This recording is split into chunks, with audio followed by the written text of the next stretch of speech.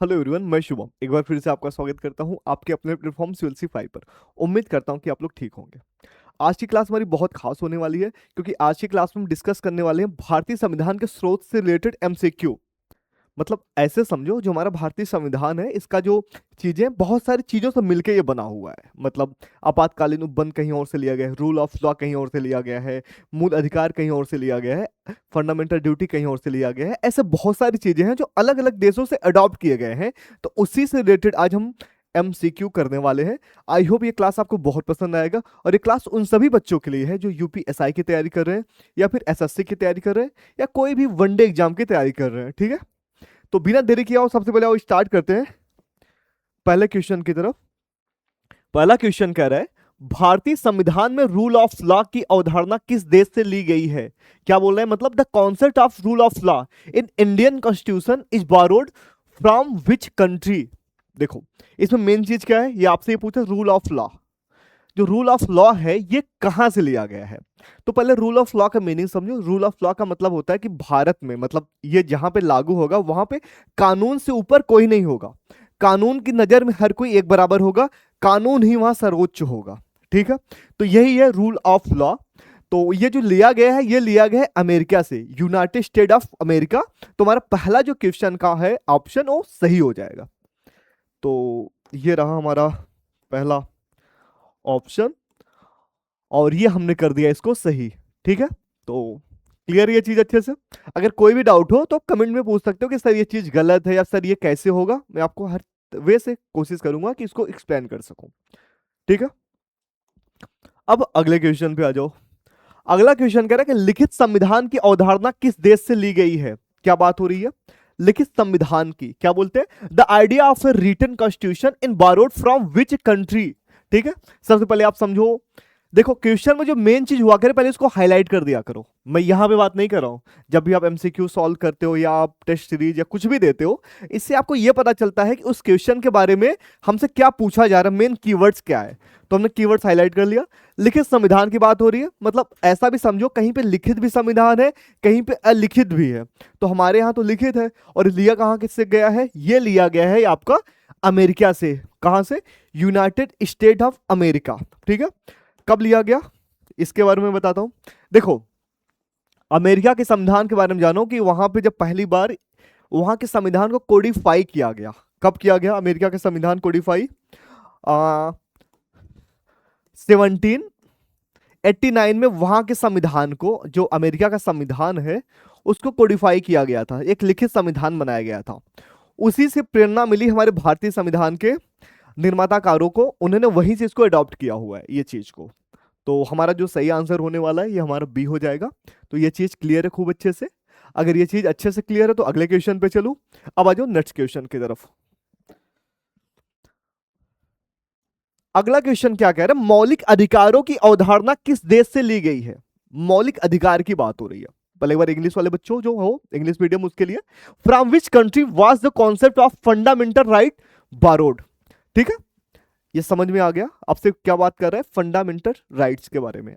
ये चीज जो है कहां पे है? अपने भारतीय संविधान में देखने को मिलता है, भाग 3 में देखने को मिलता है, पार्ट 3 में। ठीक है, अगर मैं आर्टिकल्स की बात करूं, ये आर्टिकल 12 से लेकर के 35 तक है। ठीक है, और कितने प्रकार के हैं? टोटल 6 प्रकार के हैं, 6 टाइप है इनके।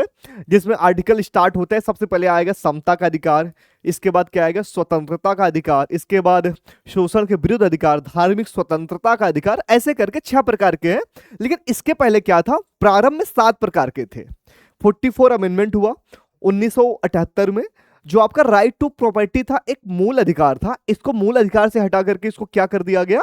इसको विधिक अधिकार बना दिया गया। ये चीज क्लियर है खूब अच्छे से। तो अभी ये हम मौलिक अधिकार के बारे में बात करें और हमसे ये पूछा जा रहा है जो ये कॉन्सेप्ट है ये कहां से लिया गया है। तो मैं इसका आपको आंसर बता दूं, ये जो कॉन्सेप्ट है ये लिया गया है US के बिल ऑफ राइट्स से, अमेरिका के बिल ऑफ राइट्स से। ठीक है, तो इसका जो सही आंसर होने वाला है ये ऑप्शन बी हो जाएगा। ठीक है, अमेरिका के बिल ऑफ राइट्स से ये प्रेरित है, यही इसका सही आंसर है। अब चलते हैं नेक्स्ट क्वेश्चन की तरफ, जो अगला क्वेश्चन है आपका। आपसे ये पूछ रहा है कि भारत में संसदीय प्रणाली किस देश से ली गई है, मतलब the parliamentary system in India is adopted from which country. जो हम संसदीय प्रणाली अपने यहां देखते हैं ना, लोअर मतलब एक लोकसभा राज्यसभा, जिस तरीके से वहां पे राष्ट्रपति होगा, जो जो संरचना है, ये सिस्टम आया कहां से? तो ये सिस्टम आपका आया हुआ है ब्रिटेन से, जिसको कहते हैं यूके। ठीक है, तो हमारा सही आंसर होने वाला है ऑप्शन बी। ठीक है, तो क्लियर है ये चीज अच्छे से? अगर ये चीज क्लियर अच्छे से तो आगे आ जाओ अगले क्वेश्चन की तरफ। अगला क्वेश्चन क्या करें? अगला क्वेश्चन आपसे यह पूछ रहा है कि न्यायिक पुनरावलोकन, जिसको जुडिशियल रिव्यू कहते हैं, इसकी अवधारणा कहां से ली गई है? ठीक है, कोई बताना चाहेगा? ये क्वेश्चन मैं आपके ऊपर छोड़ता हूं, मैं इसके बारे में आपको बता देता हूं ये आखिर होता क्या है, लेकिन इसका आंसर आप लोग करोगे।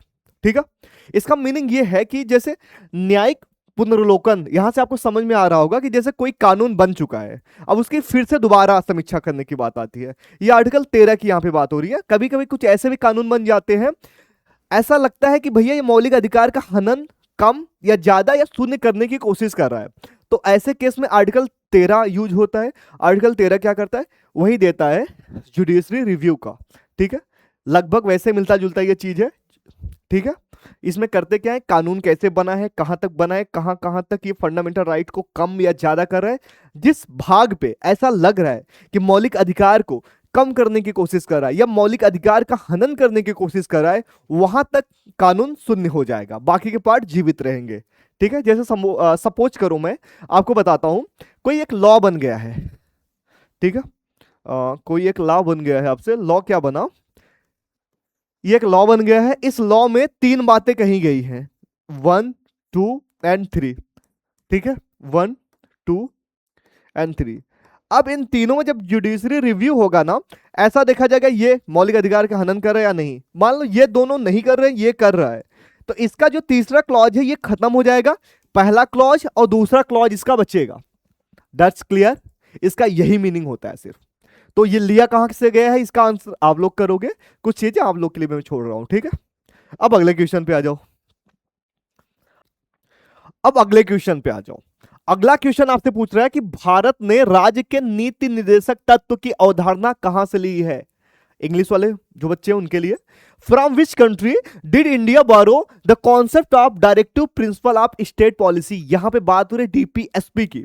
पहले ये जानो डीपीएसपी होता क्या है, कहां पे पाया जाता है अपने भारतीय संविधान में, तो इसके बारे में थोड़ा सा ये है, आप ऐसे समझो, ये भाग 4 में है। ठीक है, पार्ट 4 में, पार्ट 4 में, और ये है कहां से कहां तक आर्टिकल की अगर बात किया जाए, तो आर्टिकल ये है 36 से लेकर के 51 तक। ठीक है, ये क्लियर है यहां तक अच्छे से? ये चीज यहां तक है, पहली चीज तो ये समझो। अब यहां पे यही बात हो रही है कि ये अवधारणा ली कहां से गई है, आखिर अपने भारत ने जो अपनाया ये चीज कहां से अपनाई है, तो इसका जो सही आंसर होगा ये होगा आयरलैंड से। सेम आयरलैंड में भी ऐसी ही चीजें हैं। ठीक है, नीति निर्देशक तत्व की जो ये पॉलिसी है वहां पे भी ऐसी है। तो आ जाओ इसका सही आंसर करते हैं, ऑप्शन सी हमारा सही हो जाएगा। तो अब हम चलते हैं अगले क्वेश्चन की तरफ। अब हमारा अगला क्वेश्चन क्या कह रहा है ये देखते हैं। ठीक है, अब अगला क्वेश्चन आपसे यह पूछ रहा है, मजबूत केंद्र के साथ संघीय व्यवस्था की अवधारणा किस देश से प्रेरित है? पहले क्वेश्चन को समझ आया, क्या बात हो रही है यहां पे, अंडरलाइन करो। मजबूत केंद्र के साथ संघीय व्यवस्था मतलब the idea of A federal system. तो ये जो फेडरल सिस्टम है कि यहां पे जो केंद्र होगा या शक्तिशाली होगा, ये सिस्टम कहां से आया अपने भारत में? तो इसको ऐसे समझो, ये जो चीज है ये लिया गया है कनाडा से। ठीक है, अपने यहां लेकिन क्वासी एक फेडरल नाम एक वर्ड यूज होता है जिसको अर्ध संघ बोलते हैं, यहां पे ऐसा देखने को मिलता है। कभी कभी आपको दिखेगा कि भारत कंप्लीटली तरीके से पूर्ण तरीके से संघीय व्यवस्था को अपना रखा है, कहीं भी कभी कभी आपको दिखेगा नहीं, पूरी तरीके से नहीं, कभी कभी अर्ध न्यायिक मतलब अर्ध संघीय व्यवस्था भी अपना रखा हुआ है। ठीक है, ये चीज क्लियर है? तो ये चीज ली कहां से गई है, बेसिकली क्वेश्चन आपसे ये पूछा जा रहा है, तो ये जो ली गई है ये आपसे कनाडा से ली गई है। ठीक है, तो हमारा सही आंसर बी हो जाएगा। क्लियर है खूब अच्छे से? अब अगले क्वेश्चन पे आ जाओ। देखो हर एक क्वेश्चन के बाद एमसीक्यू के बाद मैंने एक्सप्लेनेशन भी दे रखा है, अगर आपको लगता है कि नहीं सर थोड़ा सा कम बता रखे हैं, तो मैं इससे ज्यादा भी यहां पे लिखा हुआ हूं। ठीक है, ये आपकी क्विक रिवीजन की क्लास है, मैं इसमें सारा चीज आपको एक्सप्लेन नहीं कर सकता हूं, इसीलिए मैंने इसकी पीपीटी में खूब अच्छे से बना रखा है। जिन बच्चों को इसका पीडीएफ चाहिए, यही अभी चैनल पे ही जब मैं वीडियो अपलोड हो जाएगी आपको दिखेगा, डिस्क्रिप्शन में एक टेलीग्राम का लिंक होगा, वहां पे जाके ग्रुप को ज्वाइन करोगे तो इसका पीडीएफ वहां से अपलोड मैं कर दूंगा, आप वहां से डाउनलोड कर लेगा इस चीज को लेकर के। ठीक है, तो आगे चलता हूं। अब अगला क्वेश्चन क्या कर रहा है, अगला क्वेश्चन आपसे यह पूछ रहा है कि संविधान में आपातकालीन प्रावधानों की अवधारणा किस देश से ली गई है। क्या बात हो रही है कि from which country is the concept of emergency provision in the Indian constitution. ठीक है, चेकन, इसका मीनिंग यह है कि इमरजेंसी जो है ये प्रावधान है कहां से लिया गया है।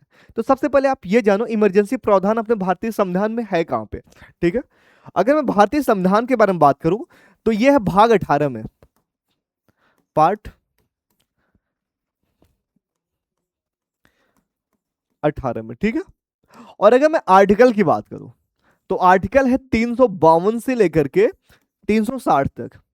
और अगर मैं इसके टाइप की बात करूं कितने प्रकार के होते हैं, तो इमरजेंसी जो है टोटल 3 टाइप्स की है, national emergency, president rule and financial emergency.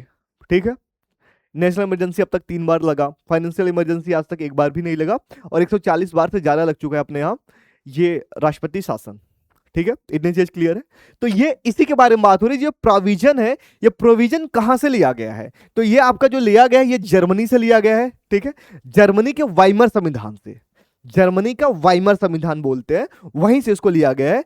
तो इसका जो सही आंसर हो जाएगा ये आंसर बी सही हो जाएगा। ठीक है, क्लियर है खूब अच्छे से। अब अगले क्वेश्चन पे आ जाओ। अब अगला क्वेश्चन देखो, अगला क्वेश्चन आपसे क्या कह रहा है, अगला क्वेश्चन पूछ रहा है कि एकल नागरिकता की अवधारणा किस देश से ली गई है। एकल नागरिकता की अवधारणा मतलब सिंगल सिटीजनशिप। अपने भारत में क्या है कि आप देश के नागरिक हो या किसी राज्य के नागरिक हो, नागरिकता सिर्फ एक रहेगी कि आप भारत के नागरिक हो। ऐसा नहीं है कि भैया आप उत्तर प्रदेश के नागरिक हो या फिर आप राजस्थान के नागरिक हो, ऐसा कुछ भी नहीं है। ठीक है, ये चीज क्लियर है।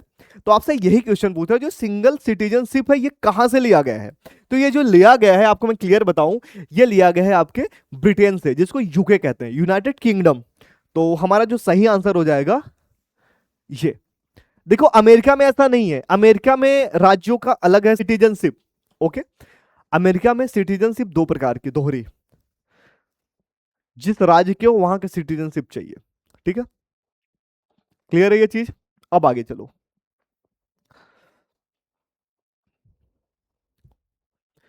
अब अगला क्वेश्चन आपसे क्या कह रहा है, ध्यान से समझो, ये कह रहा है समवर्ती सूची के बारे में है, समवर्ती सूची की अवधारणा कहां से ली गई है। पहले मैं आपको ये सूची के बारे में बताता हूं ये चीज है क्या। तो आपको अच्छे से पता है कि वर्तमान में भारतीय संविधान में टोटल कितनी अनुसूचियां हैं, अनुसूची पहले पे आ जाओ, 12 अनुसूचियां हैं। उसमें 7वीं अनुसूची में जो 7th नंबर का है, ऐसे समझो 7th नंबर का। ठीक है, 7th में आपको देखने का मिलेगा 3 लिस्ट है, एक समवर्ती सूची है, पहले तो सेंटर लिस्ट है, इसके बाद स्टेट लिस्ट है, इसके बाद कॉन्करेंट लिस्ट है। ठीक है, कॉन्करेंट लिस्ट। तो इन्हीं लिस्ट के बारे में बात हो रही है कि जो लिस्ट है ये कहां से लिया गया है। ठीक है, ये तो 7वीं अनुसूची की बात है। अगर आर्टिकल की बात कहोगे तो आर्टिकल 245 से ध्यान रखना, आर्टिकल 245 है। इतनी चीज क्लियर है, ये तो मान लो अलग बात है। द पॉइंट इज, मेन बात क्या है, मेन बात ये आपसे पूछ रहा है कि ये चीज कहां से ली गई है। देखो एक तो होता है समवर्ती सूची, एक होता है अवशिष्ट शक्तियां। लेकिन अगर आपसे समवर्ती सूची पूछा जाए तो आप ऑस्ट्रेलिया बताओगे, लेकिन अगर आपसे अवशिष्ट शक्तियां पूछा जाए तो आप कनाडा बताओगे। दैट्स क्लियर, समझ में आई। तो इसका जो सही आंसर होगा ये डी हो जाएगा। ओके, अब अगले क्वेश्चन की तरफ चलता हूं। अगला क्वेश्चन क्या कर रहे हैं उसको जानते हैं।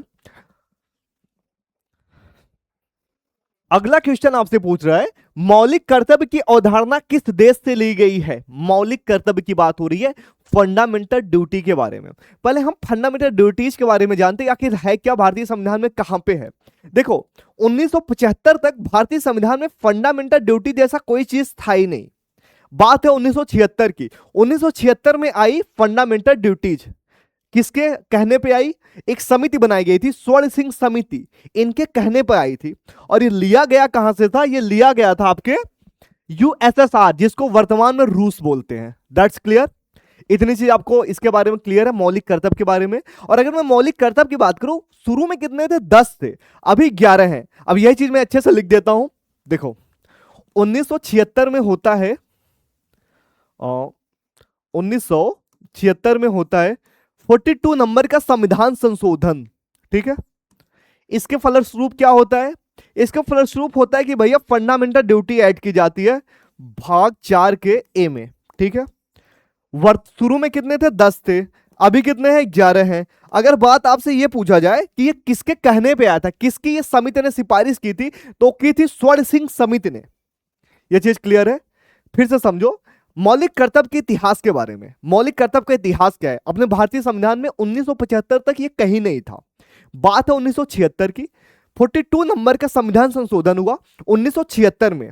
तो एक समिति थी स्वर्ण सिंह समिति, इनके सिफारिश में ये मौलिक कर्तव्य अपने आया भारतीय संविधान में। वर्तमान में 11 है, लेकिन जब ये बनाया गया था केवल 10 मौलिक कर्तव्य थे, जिसमें एक तरीके से अपने तिरंगे का सम्मान करना, ये सारी चीजें उसी में लिखा हो गया। पर्यावरण की संरक्षण का मतलब पर्यावरण का संरक्षण करना, गंदगी ना फैलाना, बहुत सारी उसमें चीजें कर्तव्य है। ये नागरिक का कर्तव्य होना चाहिए कि ऐसा कार्य करे। ठीक है, दैट्स क्लियर। और अभी वर्तमान में टोटल 11 है। अगर मैं 11वें नंबर की बात करूं, शिक्षा का अधिकार भी मौलिक कर्तव्य बनाया गया है, बस यही है। और ये जो हुआ था 86 नंबर का संविधान संशोधन से हुआ था। यही है इसका इतिहास, इसके अलावा कुछ नहीं है। That's clear. अब आगे चलो, देखो अगला क्वेश्चन आपसे कह रहा है कानून द्वारा स्थापित प्रक्रिया, जिसको बोलते हैं विधि द्वारा स्थापित प्रक्रिया, एक वर्ड है। और एक होता है ड्यू टू प्रोसेस लॉ। दो वर्ड है, अभी मैं आपको बताता हूं इसके बारे में। पहले तो ये जानो कानून द्वारा स्थापित प्रक्रिया किस देश की अवधारणा है। पर ये होता क्या है कानून द्वारा स्थापित प्रक्रिया? जिसमें कोर्ट ये देखता है कि जो प्रक्रिया है ये लॉ के हिसाब से पूरी हुई है या नहीं हुई है, बस इसमें यही देखा जाता है। लेकिन जब ड्यू टू प्रोसेस लॉ की बात आए तो वहां पे यह देखा जाता है कि भैया कानून तो बनाया गया है, ठीक है, अच्छी बात है, पर क्या ये फेयर है या अनफेयर है, सही परिस्थिति के अनुसार ये कार्य किया जा रहा है या नहीं किया जा रहा है। ठीक है, तो यही चीज है। सपोज करो, मैं आपको इसका एग्जांपल बाद में देता हूं, पहले क्वेश्चन पे आता हूं, नहीं तो बहुत लंबा हो जाएगा। ये जो लिया गया है ये जापान से लिया गया है। ठीक है, तो हमारा जो इसका सही आंसर हो जाएगा सी वाला सही हो जाएगा। क्लियर है ये चीज अच्छे से? अब देखो अगले क्वेश्चन पे चलते हैं। अगला क्वेश्चन क्या कह रहा है? भारत के सुप्रीम कोर्ट की संरचना किस देश से प्रेरित है? क्वेश्चन कह रहा है which country inspired the structure of the supreme court of India. मतलब जो अपने सुप्रीम कोर्ट की संरचना की बात होती है, जैसे बात करें कि जुडिशियल रिव्यू की कॉन्सेप्ट ले लो, या फिर संविधान को व्याख्या करने की शक्ति, ये सारी चीजें कहां से ली गई हैं? ये सारी चीजें ली गई हैं आपके यूएसए से, अमेरिका के मॉडल पे आधारित है। अमेरिकी मॉडल इसको बोलते हैं, मतलब ऑप्शन बी हमारा सही हो जाएगा। वहीं से ये कॉन्सेप्ट लिया गया है। तो हमारा जो सही आंसर होने वाला है ये ऑप्शन बी होने वाला है। ठीक है, आई होप ये क्लास आपको पसंद आ रहा होगा और आप इंजॉय भी कर रहे होगे एनर्जी के साथ। फिर भी आपको कोई डाउट हो तो आप कमेंट में बेहिचक पूछ सकते हो सारी चीजें। ठीक है, अब अगले क्वेश्चन पे आ जाओ।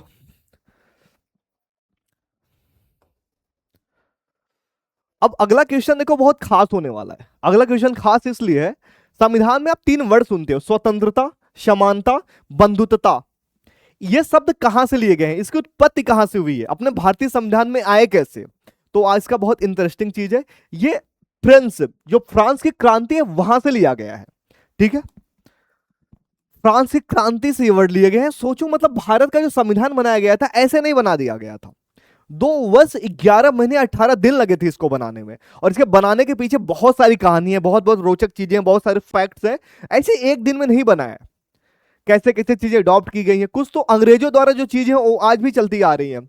फॉर एग्जाम्पल मैं बात करूं, 1860 में क्या हुआ था कि कानून बनाने की जो प्रक्रिया, जो हम आईपीसी एक्ट वगैरह देखते हैं, 1862 में उसको लागू किया गया, अभी 2023 में उसको खत्म किया गया है। मतलब इतने सालों तक उस भारत ने उसको यूज किया हुआ है। तो सोचो बहुत सारी चीजें हैं जो अभी भी वहीं से चलती आ रही है। अपने भारतीय संविधान के स्रोत में तो ऐसा भी है, 1935 का एक्ट आया हुआ था ना, वहां से बहुत सारी चीजें अडॉप्ट की गई हैं, आज भी वो चलती ही आ रही हैं। ठीक है, अगर मैं सुप्रीम कोर्ट की स्थापना की बात करूं, 1935 के एक्ट से ही हुआ था। जो वर्तमान में सुप्रीम कोर्ट देखते हो, संघीय उसको न्यायालय उस समय बोला जाता था। 1937 में उसका गठन किया गया था, फिर से उसका एक किया गया कि 1950 में दोबारा तरीके से अलग चीज है। ठीक है, तो ये चीज क्लियर है वैसे। अब आगे चलो, आई एम सॉरी। अगला क्वेश्चन देखो, देखो जो मैंने अभी बात बोली वही क्वेश्चन में कह रहा है, ये लोग बताना आप भारतीय संविधान की नई प्रशासनिक विशेषताएं, कई प्रशासनिक जो विशेषताएं हैं किस अधिनियम से ली गई है? हमारे पास ऑप्शन क्या है? Regulating act, government India act जो है 1935 का, ये इंडियन काउंसिल 1909 का, या चार्टर एक्ट 1833 का। चलो मैं थोड़ा सा आपको हिंट देता हूं। इसमें पहली बार बंगाल का गवर्नर जनरल बना था वॉरेन हेस्टिंग, आपको अच्छे से पता होगा। ये पहला एक्ट आया था अंग्रेजों की तरफ से, ठीक है। इसके बाद क्या आया था? चार्टर एक्ट, कई प्रकार के आए थे। इसके बाद तो पिट्स इंडिया एक्ट आया था, तो ये ऑप्शन में होगा नहीं। चार्टर एक्ट का कोई मतलब नहीं है। यहाँ पे क्या हुआ था कि यहाँ पे केवल बंगाल के लिए गवर्नर जनरल स्टार्ट हुआ था, यहाँ पे पूरे भारत के लिए गवर्नर जनरल बना दिया गया था लॉर्ड विलियम बेंटिंग को, तो ये भी चीजें होंगी नहीं। जो 1935 का एक्ट है, यहीं से बहुत सारी चीजें अडॉप्ट की गई हैं। तो हमारा जो सही आंसर होने वाला है वो होने वाला है ऑप्शन बी। ये चीज क्लियर है खूब अच्छे से? चलूं आगे, आ जाओ नेक्स्ट क्वेश्चन की तरफ। अगला क्वेश्चन देखो, अगला क्वेश्चन बहुत खास है। प्रियम्बल की बात हो रही है। प्रियम्बल का मतलब क्या है? प्रियम्बल एक तरीके से संविधान की कुंजी है, ठीक है। तो प्रियम्बल कहां से लिया गया? ये अवधारणा आई कहां से अपने भारत में? पहले तो ये जानो प्रियम्बल है क्या। प्रियम्बल एक तरीके से, यहाँ पे आपको एक आईना है संविधान का, ये आपको दिखेगा कि संविधान का ये दर्शन है, दर्शन मान लो, कुंजी मान लो, या फिर इसको आईना मान सकते हो।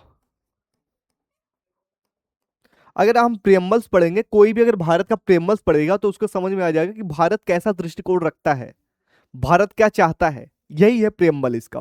तो प्रियम्बल में आज तक सिर्फ एक बार संविधान संशोधन हुआ है। कब हुआ? मैंने आपको कुछ देर पहले बताया, 42 अमेंडमेंट हुआ था 1976 में। ये चीज क्लियर है खूब अच्छे से? इतना छोड़ो बात। अब ये कह रहे हैं कि भैया लिया कहां से गया प्रियम्बल? तो ये प्रियम्बल अमेरिका से लिया गया है। अमेरिका में भी वहीं से स्टार्ट होता है, वी द पीपल। हम भारत के लोग जैसे यहाँ पे होता है, वहां पर वी द पीपल से स्टार्ट होता है। तो ये चीजें वहीं से ली गई हैं। तो इसका जो सही आंसर होने वाला है, आंसर है। खूब अच्छे से क्लियर ये चीज? अगर इतना क्लियर है तो अब आगे चलते हैं अगले क्वेश्चन की तरफ।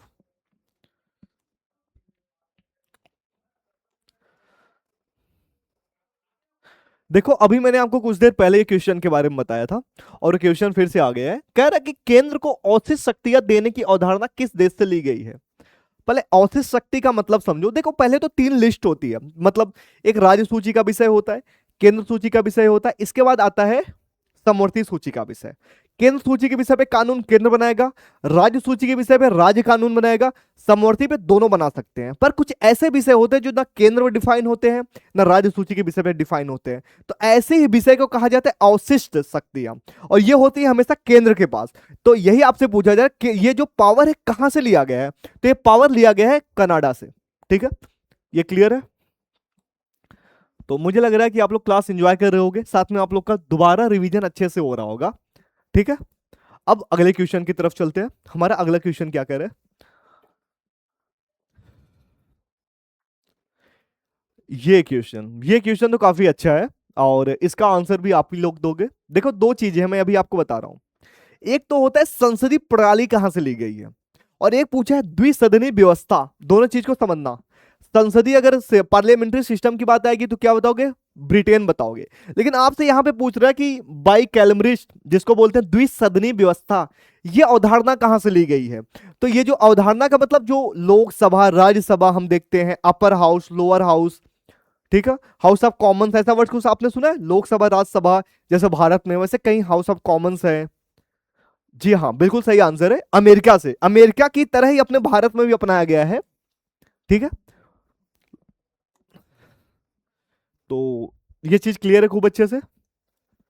सेनेट से वहां पे होता है रिप्रेजेंटेटिव। ये देखो अमेरिका में कांग्रेस में 2 सदने हैं, सेनेट्स एंड हाउस ऑफ रिप्रेजेंटेटिव, जिसको हाउस ऑफ कॉमन्स भी बोलते हैं। यही बात हो रही है, ये चीजें अमेरिका से ली गई है। तो क्लियर ये चीज खूब अच्छे से? अगर इतना क्लियर है तो अगले क्वेश्चन की तरफ चलते हैं। अब अगला क्वेश्चन क्या कर रहे हैं आओ देखते हैं। नेक्स्ट क्वेश्चन देखो, लिख रहा है कि which is the following is the not borrowed feature of Indian constitution. मतलब आपसे ये कह रहा है कि भैया ऐसे कौन सी चीज है, विशेषता अपने भारतीय की, कि किसी और देश से नहीं लिया गया है, ये अपना खुद का ब्रांड है, ये हमारी ही चीज है, हम किसी और देश से अडॉप्ट नहीं किए हैं। देखो भारतीय संविधान पे एक हमेशा सा एक दाग लगता है कि एक उधार का थैला है ये भारतीय संविधान, पर ऐसा कुछ नहीं है।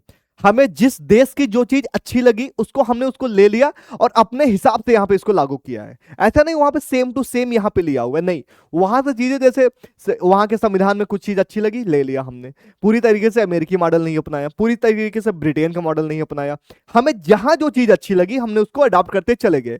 लेकिन कुछ चीजें तो ऐसी भी होगी ना जो हमारी खुद की होगी, ऐसा तो नहीं कि 100% हम कॉपी ही करेंगे। तो उसी में एक चीज आती है जो हमारा खुद का, जो प्राचीन काल से है, वो है पंचायती व्यवस्था। पंचायती सिस्टम ऐसा जो हमारा खुद का है, लेकिन अपने भारतीय संविधान में हालांकि बहुत लेट लागू हुआ, 1992-93 के आसपास लागू हुआ था। ठीक है, कब लागू हुआ? 1992-93 के आसपास। कौन सा संविधान संशोधन हुआ था? 73 एंड 74। ये चीज क्लियर है खूब अच्छे से। तो हमारा जो सही आंसर होने वाला है ये डी होने वाला है। ठीक है, अब अगले क्वेश्चन पे आ जाओ। अगला क्वेश्चन पूछा, the system of impeachment of the president is the inspired by which country? क्या क्वेश्चन कह रहे हैं? जो राष्ट्रपति को हटाने की प्रक्रिया है जिसका नाम महाभियोग कहते हैं, यह महाभियोग प्रक्रिया कहां से लिया गया है? किस देश की यह अवधारणा है? तो यह अवधारणा है यूएसए का, अमेरिका से इसका अवधारणा है। पर महाभियोग होता क्या है, मैं आपको थोड़ा सा हिंट देता हूं। महाभियोग का मीनिंग ऐसे समझो, सबसे पहले क्या होगा, आर्टिकल किस में आता है भारतीय संविधान के? ये 61 में आएगा। ठीक है, 14 दिन पहले बताना होगा कि भैया हम ऐसा कोई बिल ला रहे हो, किसके? प्रेसिडेंट के ऑफिस को। इसके बाद सबसे पहले लोकसभा, राज्यसभा, अगर लोकसभा ने पास कर दिया, यहीं से एक समिति क्या बनती है? एक समिति, जांच कमेटी बैठाई जाती है। क्या ये सच में ऐसी बात है या नहीं है? अगर इसने रिपोर्ट दे दी, इसके बाद राज्यसभा में जाएगा, फिर ये पारित कर दिया जाएगा। ठीक है, यही होता है इम्पीचमेंट की प्रक्रिया। लेकिन इसमें होता क्या, मैं आपको एक चीज बताता हूं। ये बहुत सिंपल सी चीज है, ज्यादा कुछ है नहीं इसमें। सब में विशेष बहुमत से कराया जाता है, सिंपल मेजोरिटी नहीं चाहिए होती है, ये चीज ध्यान रखना। तो यही प्रक्रिया है और ये लिया गया है अमेरिका से, मैंने आपको बता दिया। और मैंने इसके बारे में आपको कई बार बता रखा है, ऐसा नहीं मैं आपको पहली बार बता रहा हूं, तो मुझे नहीं लगता इसको बार बार बताने की नीड है। अब आ जाओ अगले क्वेश्चन की तरफ। अगला क्वेश्चन कह रहा है कि भारत में धर्मनिरपेक्षता की अवधारणा किस देश से ली गई है? धर्मनिरपेक्षता की बात हो रही है यहां पे। धर्मनिरपेक्षता का मीनिंग क्या है पहले ये समझो, पहले मेन कीवर्ड्स को पहले अंडरलाइन करो। देखो, धर्मनिरपेक्ष का मतलब होता है कि राज्य और धर्म दोनों अलग अलग चीज, मतलब अपने राज्य जो भारत देश है, जो सरकार है, सरकार का कोई धर्म नहीं होगा, वो हर एक धर्म के साथ एक समान व्यवहार करेगा। ठीक है, लेकिन जहां पे बात आती है रूल एंड रेगुलेशन को लागू करने के लिए, वहां पे अगर चीजें कुछ भंग हो रही तो वहां पे कोई कानून बना सकता है। ठीक है, तो यही होता है धर्मनिरपेक्षता। तो फ्रांस में क्या है, वहां पर राज्य अलग चीज है, धर्म अलग चीज है। तो यही चीजें अपने भारत में भी अपनाई गई है, यहां पर राज्य धर्म को अलग अलग रखा गया है। लेकिन कुछ देश ऐसे हैं जहां पे धर्म सबसे ऊपर है। ठीक है, तो हमारा जो सही आंसर होने वाला है ऑप्शन ए हो जाएगा। क्लियर है ये चीज अच्छे से? अब आ जाओ अगले क्वेश्चन की तरफ। अगला क्वेश्चन आपसे कह रहा है, भारत में जो संविधान संशोधन की प्रक्रिया है ये किस देश से ली गई है? मतलब क्या करें, from which constitution did India adopt the method of constitutional amendment? ठीक है, ये चीज क्लियर है। तो ये चीज कहां से ली गई है? ये चीज मतलब संविधान संशोधन के बारे में। ये आर्टिकल कहां से है? अगर मैं ये आर्टिकल आपको बताऊं, ये आर्टिकल 368 है, आर्टिकल 368 है। ठीक है, ये अनुच्छेद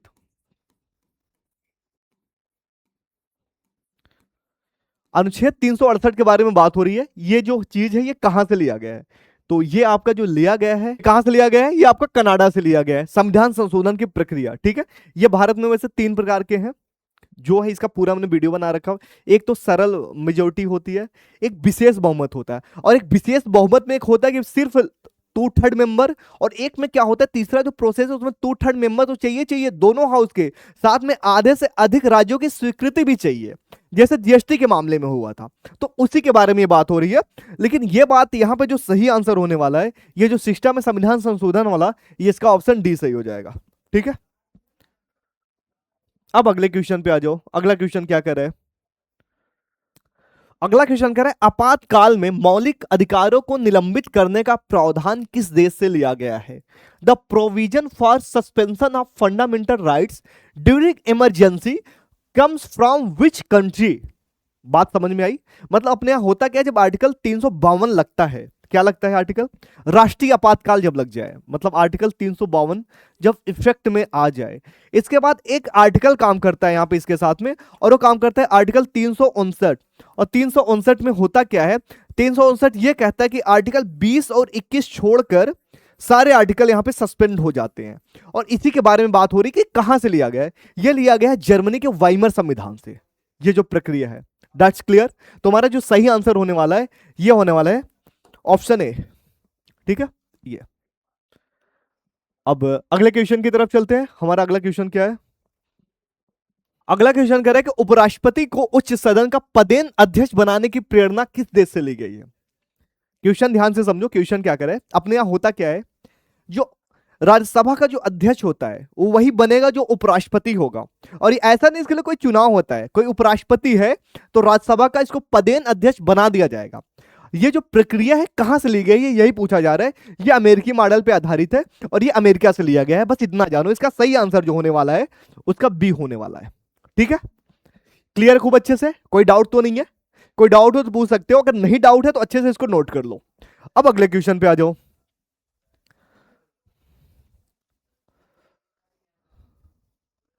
अगला क्वेश्चन कह रहा है निम्नलिखित में से कौन सी विशेषता भारतीय संविधान ने दक्षिण अफ्रीका से ली है? मतलब ये लास्ट क्वेश्चन है आपका इस सेशन का, और आपसे यही क्वेश्चन पूछा जा रहा है कि भैया ये जो विशेषता है जो कौन सी ऐसी है जो दक्षिण अफ्रीका से ली गई है, साउथ अफ्रीका से ली गई है। तो इसका सही आंसर होने वाला है इलेक्शन ऑफ राज्यसभा मेंबर। इसमें होता क्या, मैं आपको एक चीज बताता हूं। तो अनुपातिक प्रतिनिधित्व प्रणाली बोलते हैं। क्या बोलते हैं? अनुपातिक प्रतिनिधित्व प्रणाली। इसी के अनुसार यहाँ पे चुनाव राज्यसभा का कराया जाता है, और वही ये जो चीज है ये दक्षिण अफ्रीका से अपनाई गई है। ठीक है, तो अब तक हमने बहुत सारे क्वेश्चन कर लिए और इससे बाहर कुछ भी क्वेश्चन नहीं आएगा, ये क्लियर है। यहीं से क्वेश्चन पूछे जाते हैं, तो ये चीज याद है अच्छे से। आई होप आपको क्लास पसंद आया होगा। क्लास पसंद आया है, चैनल पर नए हो तो चैनल को सब्सक्राइब कर लेना, जैसा कि मैं हमेशा बोलता हूं, और साथ में जितना हो सके शेयर कर देना। और आप अगला वीडियो किस सेशन पे चाहते हो मुझे जरूर बताओ, मैं उस पर जरूर लेके आऊंगा। ठीक है, तब तक के लिए फिर से मिलते हैं। Best of luck and bye.